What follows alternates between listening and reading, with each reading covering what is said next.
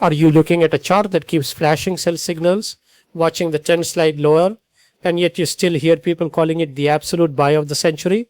It makes you wonder if they see something everyone else is missing, or if they are just walking straight into a trap. Today we are breaking down the KraneShares SSE STAR Market 50 Index ETF, trading under the ticker KSTR.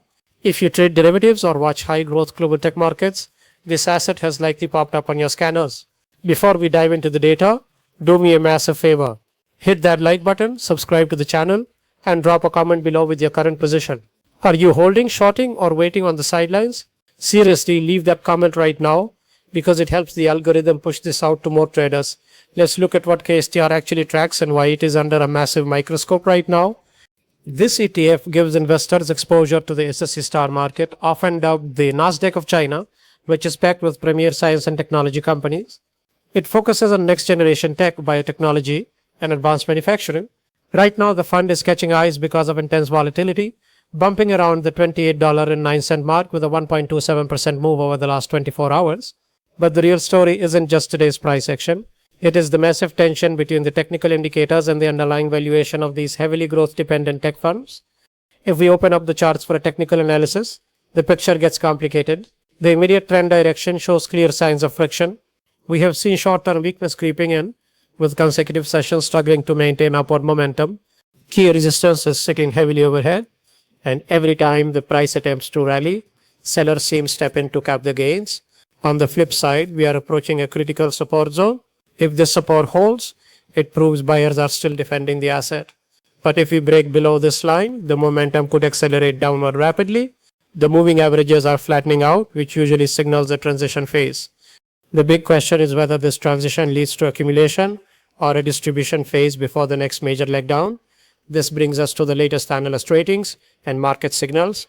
A lot of the short-term outlook models are flashing caution.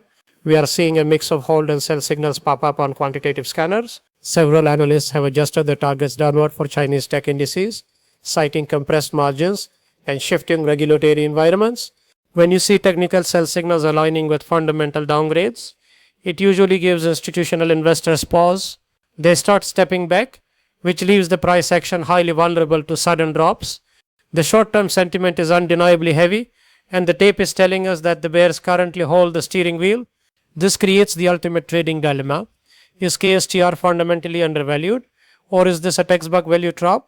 The bulls look at the compressed price to earnings ratios of these science tech innovators and the massive state backing for technological independence, arguing that the market is overreacting to short-term cyclical headwinds. They see a discount, but the bear camp argues that cheap can always get cheaper. A value trap happens when an index looks like a bargain on paper, but changing macroeconomic realities mean its future earnings growth will drag, making the current price justified or even expensive. If you are trading this, you have to understand the downside risks. Derivatives amplify everything.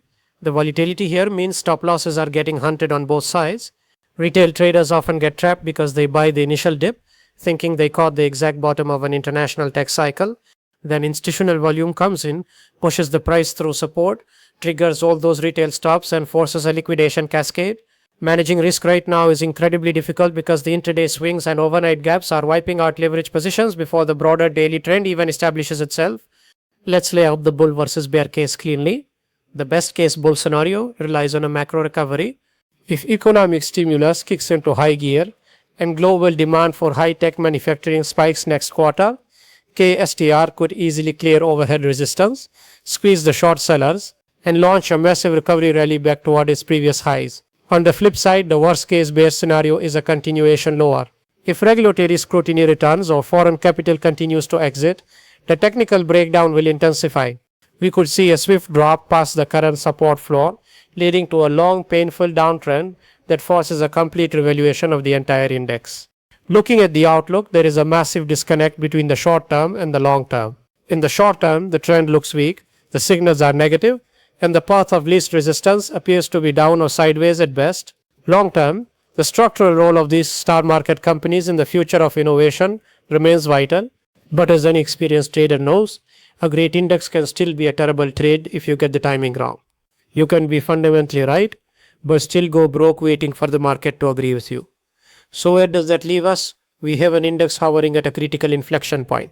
Technical screaming caution Analysts pulling back yet an underlying basket of companies that represent the bleeding edge of tech infrastructure.